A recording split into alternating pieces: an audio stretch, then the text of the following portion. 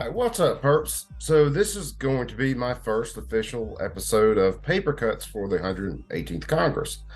Um, so here we are. Now, the bill I'm covering, this was the first gun control bill that I could find that was submitted for the 118th Congress. I don't have a plasma cut for this one. I've got to get some stuff squared away. However, we're going to cover the bill.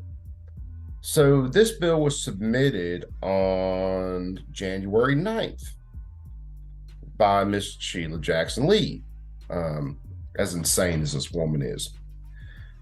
But I'll show you something. So this is HR 46, House Resolution 46. Okay. This was last year. House Resolution 137, reduced on 1/4 of 21.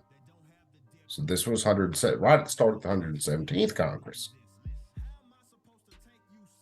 The reason I bring this up is to authorize funding to increase access to mental health care treatment and to reduce gun violence.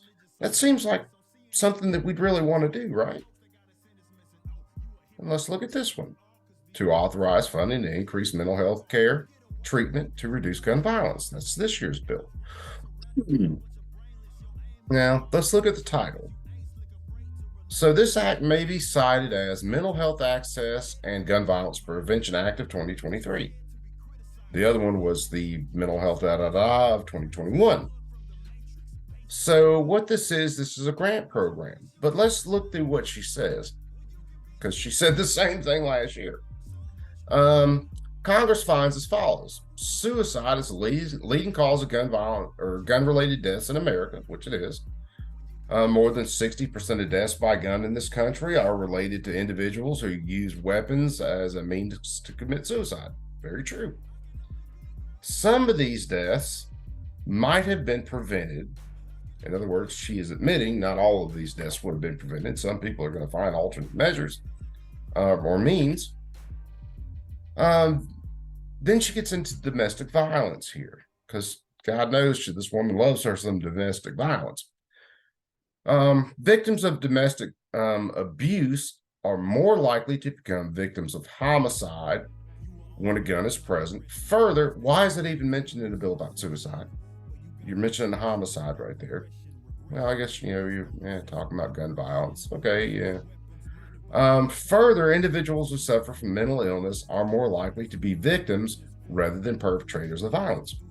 I argue that statement because I think no sane, rational person is just going to go out and shoot somebody for any other reason besides they just want to kill somebody.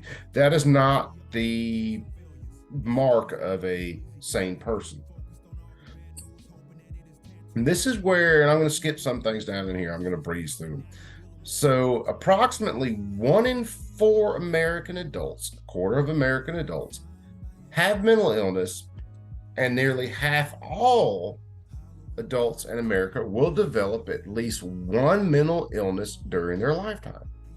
This is important because if you have mental issues, hang on, we're getting there. So let's see, less than half the children and adults with diagnosable mental health problems receive treatment that they need. This is true. A lot of us hang on to depression, never get it treated, and we should. We should be able to. So she wants to allocate $500 million for fiscal year 2024 to carry out programs and activities authorized by provisions of law other than this act to increase mental health care, treatment, and services. That sounds great. Hey, maybe I can get a grant. Maybe I can see someone to, help me out through a hard time. No, wait a second. To encourage and assist reporting of relevant disqualifying mental health information to the National Criminal Background Check System. In other words, she wants a grant program.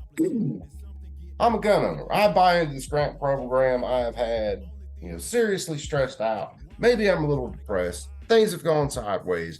I need a little bit of help to, Talk, get through this stuff. She wants that reported to the NICS system to disqualify me from owning firearms. And when we look back up there, it would be 1/4 to 1/2 of American adults would be in this to disqualify them from owning firearms. So, personal story, years ago, was in a bad spot. Relationship toast, all kinds of stuff happening. Wasn't sleeping at all, which sometimes I don't sleep real great now.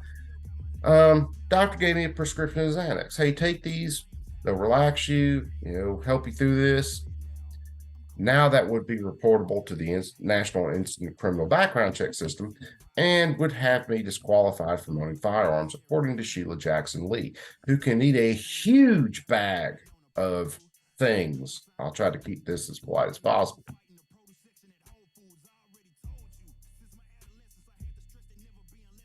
And again, she introduced this bill last year. She's going to retread it next year, more than likely. And she is quick on the trigger, baby. Sheila Jackson Lee wants some guns.